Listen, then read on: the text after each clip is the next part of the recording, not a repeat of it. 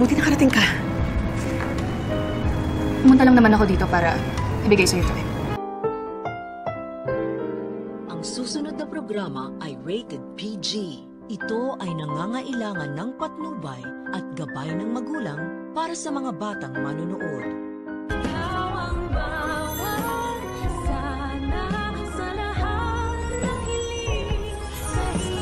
Sa'yo mapupunta ang majority ng kayamanan ni Tanda.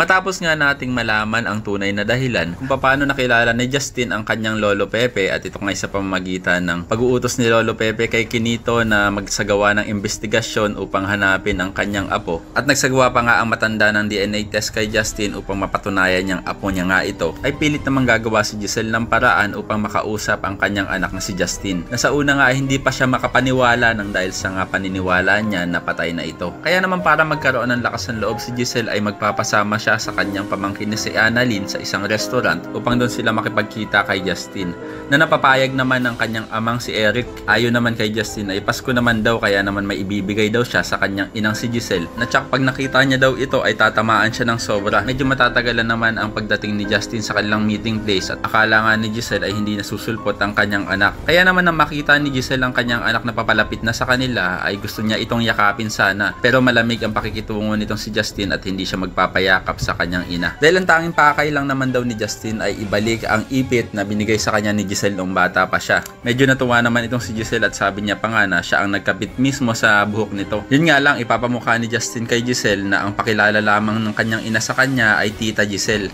Kaya naman dito natatamaan si Giselle at pinagsisisihan niya na daw ang lahat ng ginawa niyang yon kay Justin. Samantala, ito namang si Moira ay iniisip pa rin ang mamanahin itong si Zoe. At siguro naman daw ay hindi pa nakikita ni Pepe itong si Justin, kaya naman si Zoe pa rin ang tanging tagapagmana ng mga tanyag. Parang hindi naman matutuwa si Zoe sa pinagsasabi ng kanyang demonyitang ina at hindi siya proud dito. Kaya naman kung isa ka rin sa mga umaasang sana si Annalyn lang ang tanging pamanahan ni Lolo Pepe ay pakilike ang video na ito and don't forget to subscribe. Thanks for watching and see you next time. Bye bye!